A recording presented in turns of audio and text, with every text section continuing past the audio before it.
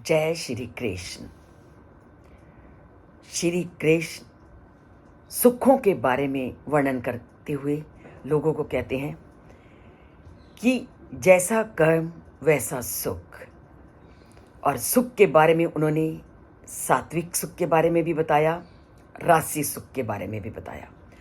हम कुछ भी कर लें, सुखों की प्राप्ति तो हमें कर्मों के आधार पर ही होनी है।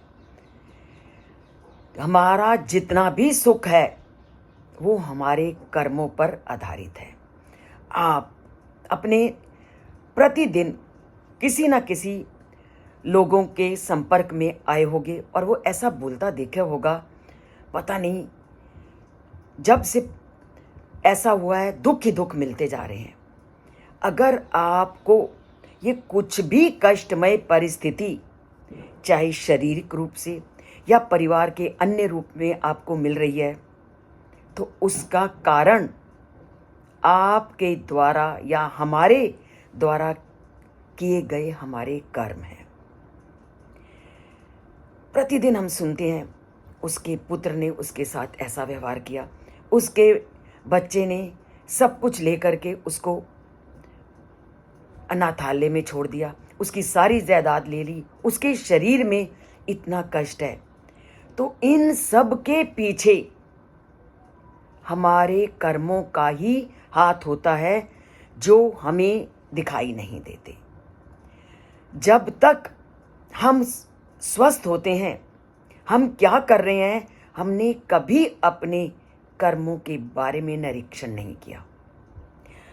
आप अपने कर्मों का निरीक्षण करके देखिए, चाहे मैं हूं चाहे आप हो, आप कर्मों का निरीक्षण करके देखेंगे तो आपको पता चल जाएगा कि जो कुछ मिलता है हमारे कर्मों के आधार पर ही हमें मिलता है। अगर आज हमारा शरीर स्वस्थ है, अगर आज हम सभी सुख सुविधाओं से संपन्न हैं, तो इसका मतलब हमने पहले कुछ न कुछ अच्छा कार्य किया था, इसलिए हमें ये सुख की प्राप्ति हो रही है। अगर आपका आज किसी ने कुछ हड़प लिया है या आपने उसके कुछ बुरा किया है, उसने आपके साथ कुछ बुरा किया है, ज़रूर आपने उसके साथ उसके ऐसा व्यवहार कभी किया होगा। आपका और हमारा किया हुआ व्यवहार ही हमारे सामने आता है और इसमें कोई दो राय नहीं। मैं छोटे छोटे अनुभवों के माध्यम से अपनी परीक्षा करती हूँ और ये परीक्षा का सिद्धांत 100% आपको उस सत्य की ओर ले जाएगा जिसका आज के श्लोक में हम वर्णन करने जा रहे हैं। अगर आपने कभी किसी से अपना काम करवाया है, आप देख लेना कि कुछ न कुछ समय के पश्चात आपको उसको वो काम करना पड़ेगा। किसी ने आपसे अगर कुछ ऐसा लिया है, पैसा लिया है, तो आपको वैसा ही उसको देना ही पड़ेगा, चाहे इस जन्म में। वैसे तो काफ़ी कुछ हमें इस जन्म में भी आदान प्रदान हो जाता है। तो इसलिए श्री कृष्ण हमें कदम कदम पर सचेत करते हैं कि अपने कर्मों के प्रति सचेत हो। सत्व के सुख को भी उन्होंने आपके सामने बताया, रजो गुणमय कर्मों के बारे में भी उन्होंने और उसके फल के बारे में, उसके सुख के बारे में बताया। आज वो बताते हैं कि तमोगुणमयी सुख क्या है। तमोगुण को वैसे सुख में नहीं मानेंगे, परंतु जो इन गुण से युक्त है उसको वो सुख ही लगता है। वो कैसे, अभी हम जानते हैं। अब तमोगुणमयी सुख क्या है? यद अग्रे चा अनुबंधे चा सुखम मोहनम आत्मनः निद्रा आलस्य प्रमाद उत्ततम तत् तामसम उदाहृतम। यद अग्रे, यद अनुबंधे, अग्रे का होता है जो आरंभ में, अनुबंधे का मतलब होता है अंत में, जो शुरू में भी और अंत में भी हमारी ज्ञान को ढक लेता है, हमारी आत्मा को ढक लेता है, जो हमें नींद, आलस्य, असावधानी से उत्पन्न होता है, वो तामसिक सुख कहलाता है। आप जिनको बहुत नींद आती है, या जो आलस्य करते हैं, या जो हमेशा असावधानी में रहते हैं, उनको वही सुख सबसे अच्छा लगता है। जो सोते रहते हैं ना, उनसे पूछो नींद से बढ़कर कोई सुख नहीं, तो इसका मतलब उनको वो सुख लगता है ना। ऐसे ही कुछ व्यक्ति आपने देखे होंगे, मेरा तो आज काम करने का मन ही नहीं करता, उनको वो काम ना करने में सुख का अनुभव करते हैं। इसका मतलब तामसिक सुख भी कई लोगों को सुख लगता है। और हर वक्त असावधान, सोच कुछ रहे होंगे, कर कुछ रहे होंगे, कभी हाथ जला लेंगे, कभी टांग तुड़वा लेंगे, कभी कुछ कर लेंगे। क्यों? क्योंकि सावधानी बरतते ही नहीं है, क्योंकि उनकी आत्मा पूरी तरह से अज्ञान से ढकी रहती है।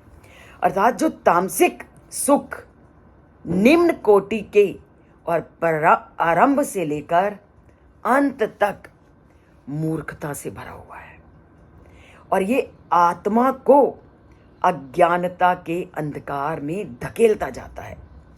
यद्यपि इनसे सुख की थोड़ी सी भी अनुभूति होती है, लेकिन लोग इसमें इतने अभ्यस्त हो जाते हैं कि इसको छोड़ना ही नहीं चाहते। आप नशा करने वाले से पूछो, जो सिगरेट पीता है उसको उसमें कितना आनंद आता है, और वो भली भांति जानता है कि सिगरेट पीना स्वास्थ्य के लिए हानिकारक है, पर वो उसका अभ्यस्त हो जाता है, उसको उसमें सुख मिलता है, इसलिए वो पता होने पर भी ये स्वास्थ्य के लिए हानिकारक है, वो उसी में सुख का अनुभव करता है। और ऐसा आप अपने घर में जो ऐसा करते हैं, या आप अपने आसपास ऐसा कर रहे हैं, उनसे पूछ के देखो कि उनको सिगरेट पीने में, या जो कहते हैं कि मुझे नींद आती है, उनसे पूछ के देखो, उनको वही सुख सबसे ज़्यादा सुख लगेगा जिनके अंदर सात्विक गुण हैं या कुछ रजोगुण वाले हैं। वो जो लोग हमेशा निद्रा में रहते हैं या सिगरेट इत्यादि पीते हैं, उनको लगेगा ये लोग मूर्ख हैं, परंतु जो इनके आदी हो गए हैं उनको लगेगा अरे आराम से बढ़कर के तो कोई सुख ही नहीं, अरे सिगरेट पीने में जो आनंद है वो किसी चीज़ में नहीं, मदिरा सेवन में जो आनंद है वो किसी दूसरे में नहीं। तो उनको इन तामसिक चीज़ों में जो अलौकिक सुख की अनुभूति होती है, उसका वो उसी सुख को वो वास्तविक सुख मानते हैं, और जबकि इनके परिणाम विनाशकारी होते हैं। और ये इसी सुख को प्राप्त करने के लिए कभी आप बाहर जाकर के देख लो।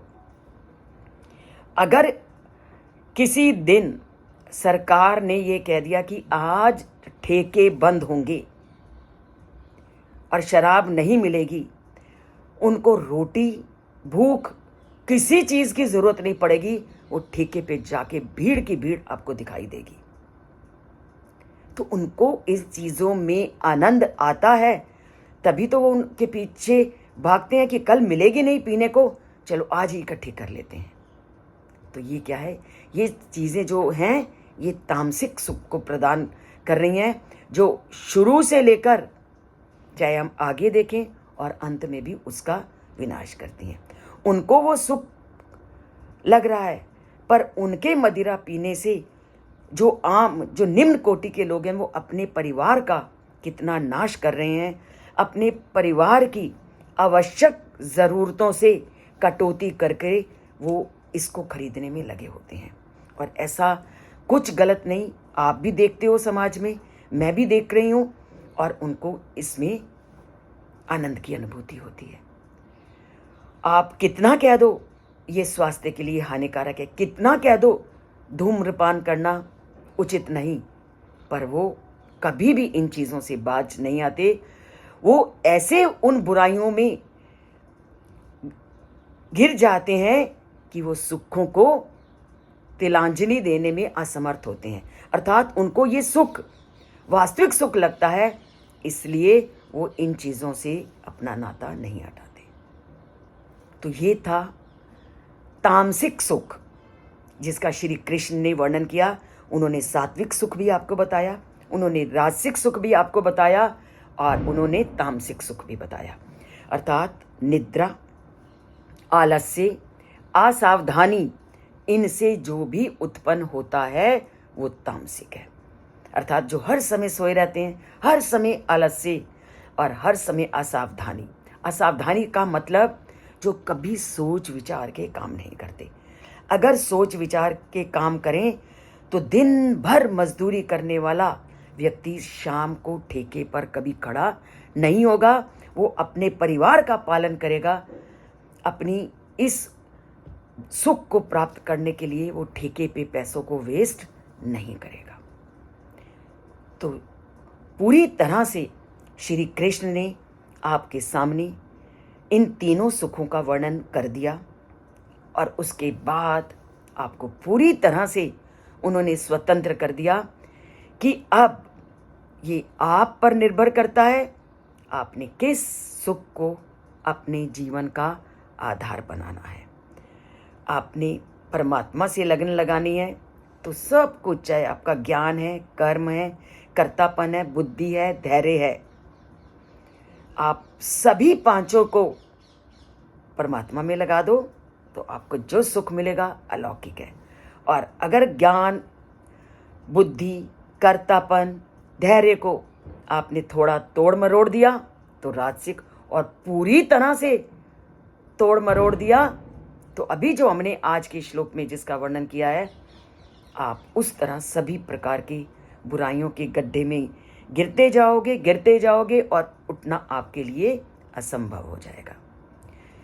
तो बुराइयों के गड्ढे में ना गिरें, जीवन की सत्यता को, जीवन के रहस्य को पहचानें और ये जो अनमोल जीवन आपको मिला है, सभी प्रकार की सुख सुविधाओं से पूर्ण जीवन मिला है, तो उस सात्विक आनंद को प्राप्त करने में अपना जीवन लगाइए, उसी परमात्मा में अपनी रट लगाइए और उसको प्राप्त करने का प्रयत्न कीजिए। तो जुड़ते हैं उस परमात्मा से, श्री कृष्ण की बातों को अपने जीवन का आधार बनाते हैं और चैनल को सब्सक्राइब करते हैं। अगर नहीं किया, सब्सक्राइब एक बार करना है, लाइक आपकी इच्छा पर है, अच्छा लगे तो लाइक कीजिए और इस चैनल को आगे बढ़ने में अपना योगदान दीजिए। जय श्री कृष्ण।